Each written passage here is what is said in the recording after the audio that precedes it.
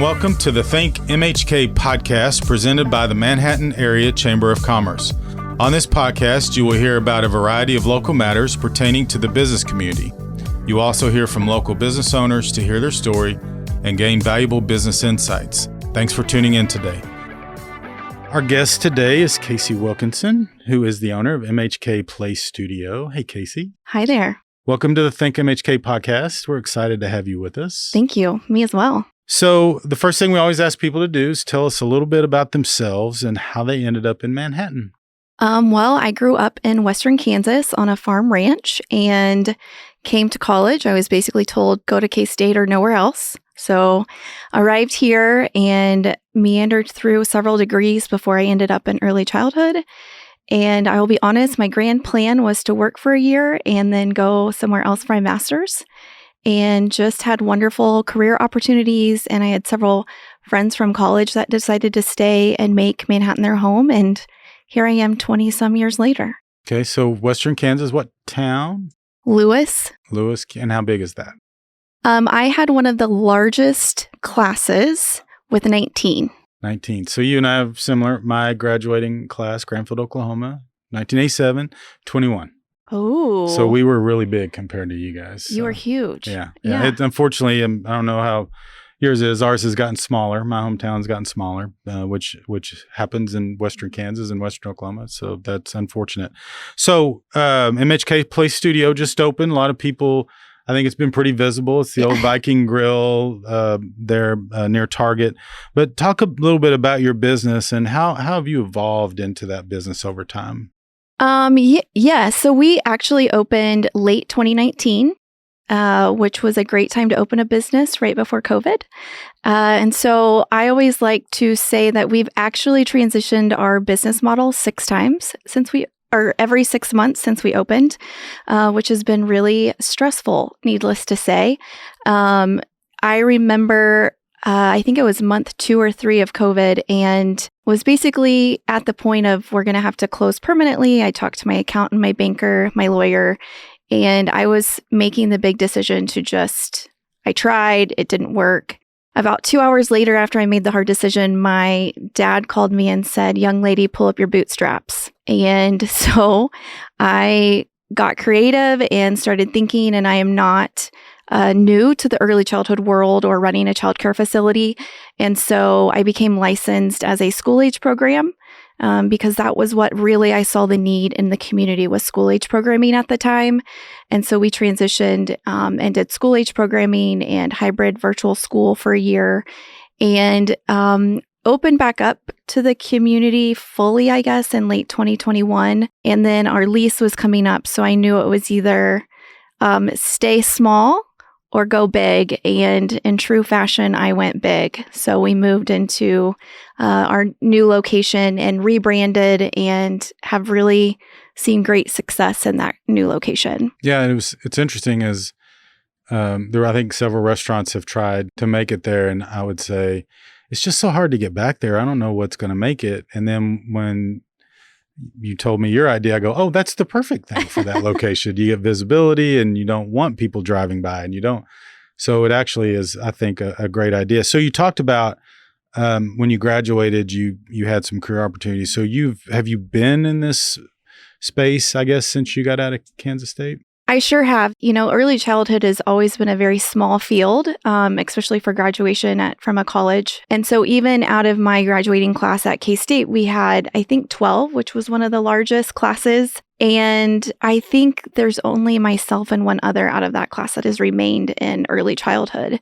And I have thankfully had the opportunity, I kind of go through the gamut of, I've been a classroom teacher. I quickly became a childcare director of a nonprofit here in Manhattan that unfortunately closed. And then I've worked with military programs, a sponsored project of the DoD, and our focus was to increase quality and support childcare facilities off post that serves military families. So I did that many years, and then we lost that grant funding. The DoD canceled that program. I then moved on and worked with a state-funded project around workforce development and childcare systems and training, professional development. and decided that I was ready to leave the nonprofit world and actually went to work for Kodo in Colorado. I presented my position to them and said, "This is why you need me." And they brought me on remotely, then supported me in opening up MHK Play Studio. Kodo is? They are a company outside of Denver, Colorado, and they design and produce STEM materials for classrooms. Got it. And so all of our materials that we have in MHK Play Studio are all from Kodo. And so what is a typical experience in MHK Play Studio? Well, it depends. Depends on what age you are. It depends on if you're coming in with your parent. We have our open play hours. So we're open 6 days a week right now. And you can just come in and explore and play. We really want to focus on relationships and getting adults down with their children and engaging in play. So during the day, we see a lot of stay-at-home moms or parents that take a random day off to spend with their kids. We host classes. So all of our team members have a degree in education or something similar, like early childhood, and we host classes. You can also, we opened up our sip and snack, and we've partnered with local vendors. So you can come in and get a specialty mocktail, grab a snack from a vendor, and grab a bite to eat with your children. We host school-age programming still, birthday parties, events. As we like to say, the possibilities are endless. Got it. And you can find out about all that. You have a website, I'm sure. And so you were recently recognized by the Chamber as the winner of this year's Top Women-Owned Business. What did that recognition mean to you? A lot. I will say that I have been in nonprofit forever and always had an entrepreneurial spirit, but there are definitely days that I don't feel like a business owner. It's very hard, and so being recognized was kind of, I'll be honest, it was a shock, a wonderful shock, but it meant a lot to me for sure. So you talked about being entrepreneurial, and you made the step from nonprofit to starting your own business. So what advice would you have for someone who's interested in taking the same step that you took? I would say find your mentors, whether that be with the chamber, whether that be, honestly, one of my mentors was freshman year biology instructor. And he pretty much I still call him up at times and say, "Hey, I need your advice." But find those people that are going to cheer you on and push you forward. You get a lot of no's. And honestly, a lot of people told me no. And I took the risk. And I said, "Nope, I believe in this. I believe our community needs this." And I went for it. And that's an interesting point. We, on the mentorship front, we are working to connect young professionals right now with potential mentors. And one of the groups that we started last year was a group called the Experienced Business Leaders, which is targeted to retired or nearly retired people who have been in business in Manhattan. And there are a lot of people who have been engaged in that already. Over 100 people have already been engaged in that. And we have over 50 of those individuals who signed up to be mentors. And so if you're looking for a mentor and you don't know where to start, give us a call and we can connect you to, and there's some really great business people who are part of that program. So I'm glad you mentioned that, because we think it is important for people to have that. So what makes Manhattan a great place to live and raise a family? I really think, from my perspective, and this was even before I became a business owner, is the local small business community. Growing up in a small town myself, coming to Manhattan at first felt really big. And the longer I've been here, it just is a wonderful community. There's lots of things to do, especially if you're connected or love sports like my husband does. But just being able to go to restaurants and boutiques and things like that, like I love that feel, that community feel, and what we've also done to rejuvenate points and things that are going on in Aggieville. There's a lot of community spirit that I really love. Yeah, me too. So let's talk about childcare for a minute, because that's a huge issue across the country, in Kansas, in Manhattan. You've participated in a group that we put together to look at ideas for how we could address it here. But in your opinion, what can Manhattan and Kansas do to address this issue more thoroughly? I think there's a lot of things that we could do. Unfortunately, as many that have been a part of the conversation have recognized, it's not one solution. This is a very complex situation that is happening nationwide. And I think there's some systems that could be changed. I think there's some regulations that could be updated, new support tools. Our state has really done a great job in regards to training, professional development, and in meeting the new federal guidelines, but there are things that we could do more of. The other thing I think is we have a wonderful network of family childcare providers that have been doing it for years. And we also have teachers and directors that have wonderful experiences, and really considering looking at them as professionals and ones that can help new individuals become a family childcare provider or an early childhood teacher. And rather than shifting them into a administrative role outside of an organization, really create a new type of system of mentorship. And I go back to mentorship again because I find it so valuable. I think that's one very important piece that I think many would welcome, even becoming a mentor or looking for someone to mentor themselves.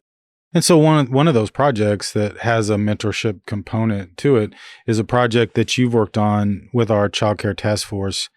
And we've submitted a grant application to the state of Kansas. But talk a little bit about what that project looks like and how that might fill some of the existing gaps that we have in the community. Sure. So the task force and a few of us worked pretty quickly on putting together a proposal to the state. And we wanted to look at childcare a little bit differently. And one of the biggest things that we've recognized, especially myself, I became a director of a childcare facility at 23 years old, basically right out of college with very little business experience. And the aspect of this incubator childcare facility would be assisting either family childcare providers that are wanting to expand their business and not really knowing how or having a location, finding other individuals that are wanting to become an early childhood educator, but also want to look at the business aspect. And so this would also provide business training and coaches and mentors around the business aspect, as well as philosophy and support in our community around building multiple childcare centers on a smaller scale. Yeah, and we really like the concept because it's business focused, right? And it's not just about let's create a center for 100 kids, right? And I mean, because it's great, but at the end of the day, that's 100 kids. Whereas this model, potentially, you create new entrepreneurs who start new centers, and it could start with 100, turn into well over 100. And if it's a good program, it's something that can be replicated in other places. And so we're hopeful that that's going to be looked upon favorably. We feel pretty comfortable that we're going to get an award of some kind. So we'll see what that looks like going forward. So on the chamber front, you recently accepted a position on the board. What made you decide to take that step other than the arm twisting? And are you looking forward to anything specific in that new role? I'll be honest, I think that was another one of those like, wait, you want me on the board? Wow, this is interesting. I think it was more for me, it's a step kind of in a new direction for me, and recognizing that I am a business owner, and connecting with other individuals in our community, potentially individuals that I wouldn't normally connect with, and serving my community in a different way is really what intrigued me. I was speaking to one of my mentors the other day, and I said, I've discovered that I have a servant heart, and I'm really drawn to serving, even if that means adding something else to my list of things to do on a daily basis. Yeah, well, we certainly appreciate your willingness to do that. Childcare and housing, people, they think about us as an economic development organization or a tourism organization or a business organization. But really, housing and childcare are the top issues that our businesses say they're facing, because the number one challenge really is workforce, and we've got to have enough people to fill jobs. We have a number of jobs that are planned to be created over the next several years, and we got to have the people to fill those. And housing and childcare are the top issues that people identify as barriers to getting back in the workforce and getting in the workforce in Manhattan. So we appreciate your perspective on that, not just on the task force, but now on the board. And so that's going to be real important. So thank you for agreeing to do that. Absolutely. So now we get to what a lot of people consider their favorite part of the podcast on the ThinkMHK podcast. It is the rapid fire section where we pick 10 questions and we ask you and you give us quick, honest answers and we get to know Kasey a little better. So Okay. are you ready for this? Sure. All right. What movie have you seen the most times? Probably Legends of the Fall.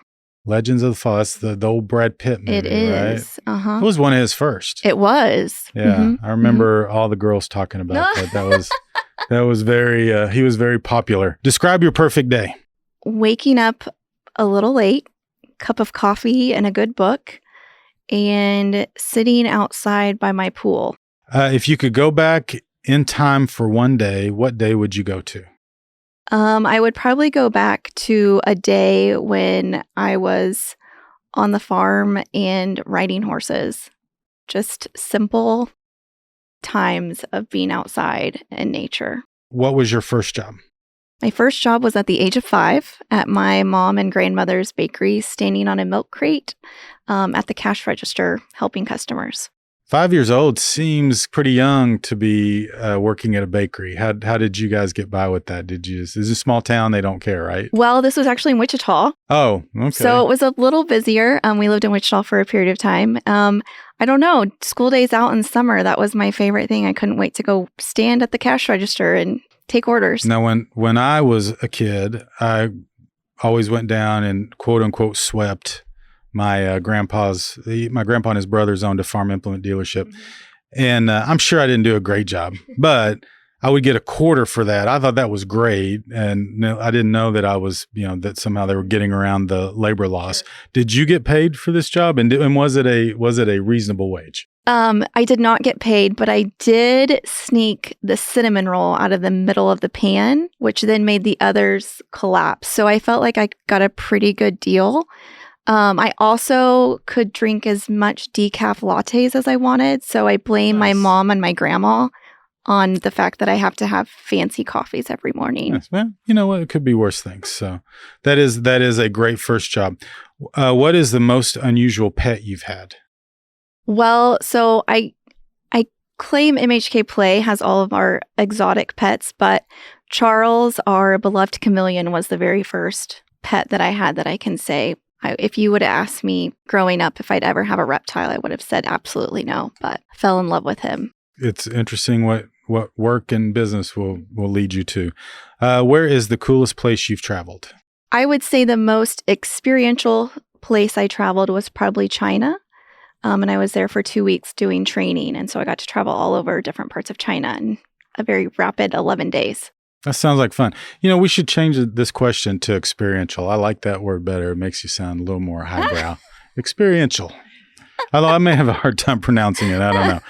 What is the one thing that instantly makes your day better? Other than the pool, you can't use the pool twice. Oh, I was going to say coffee. So there you go. Can I use that one too? You can use coffee. Okay. Yeah. Do you prefer working remotely or in the office? You probably can't do your job remotely, can you? That would be tricky. I actually do. Oh, okay. So I still have my full-time job with Kodo in Colorado, and then I have MHK Play Studio. So thankfully, I have a wonderful team, and Lindsay, my director, runs the day-to-day for me, and then we meet. And so I go in, I try and go in a couple times a week and experience children and see what's going on and support where I can. And then, so I have a blend. I get to work in person and at home. I work behind the scenes a lot. So you prefer blend. So how do you deal with work stress? So not well, I'll be honest. But I have started a new hobby that has allowed my brain to shut off at night, and it is the art of quilling, which is rolled paper. Okay, I'm unfamiliar with this. Explain to me exactly how that works. So it's a very old form of art, and it's thin. It's very small strips of paper, and you can purchase little tools off of Amazon, and you roll paper into tiny rolls, and then you make things like pieces of artwork out of rolled paper. I got you. I have a friend in Norman that is an artist that would be one of the ways he would do little classes in it to get people to do it. And I couldn't do anything. Yeah, I think he used tinfoil though. Oh, it's like some kind of tinfoil. Yeah. So it's my way of watching television and trying to shut my brain off and relax, but my brain doesn't shut off. So it's a new way to change the way that my brain's thinking. And so you make like little people? Do you make like... I've only made 3 things so far. And 2 of them were Christmas gifts, which I was told is not really a hobby when you turn it into something that you have to finish. But that's how my brain works. So one is just an abstract, like leaves, different types of leaves that I got framed for someone. That's about as far as I've gotten so far. Last question. And this 2 answers, could be 2 answers, might just be one. Your first concert and your favorite concert. First concert would have been Brooks and Dunn when I think I was 6. And I think somebody else answered Brooks and Dunn before. So really? Yeah, that Brooks and Dunn was, you forget how big Brooks and Dunn was at one point. They've been around. We actually went to Vegas and saw Brooks and Dunn and Reba, and that was a wonderful concert. Favorite concert, gosh, that's a toss-up. I would say either Old Dominion at Red Rocks because of the location. Red Rocks is a beautiful space. And then Journey. I've seen them probably 6 times. So that's one of my bucket list items is to go see Journey. And I better do it quickly because clearly Neil Sean and Jonathan Cain are about to split. I think they're supposed to be in Wichita in April. Oh, we'll have to check that out. All right, Kasey, thanks so much for being with us today. And thanks for all you do for the Chamber and for this community. And we appreciate you being with us. Absolutely. Thank you. Thanks for listening to this episode of ThinkMHK, a podcast produced by the Manhattan Area Chamber of Commerce. If you enjoyed the ThinkMHK podcast, we'd love for you to subscribe and share it out on your social media channels. Feel free to reach out to us on Facebook, Twitter, or Instagram at the Manhattan Area Chamber of Commerce.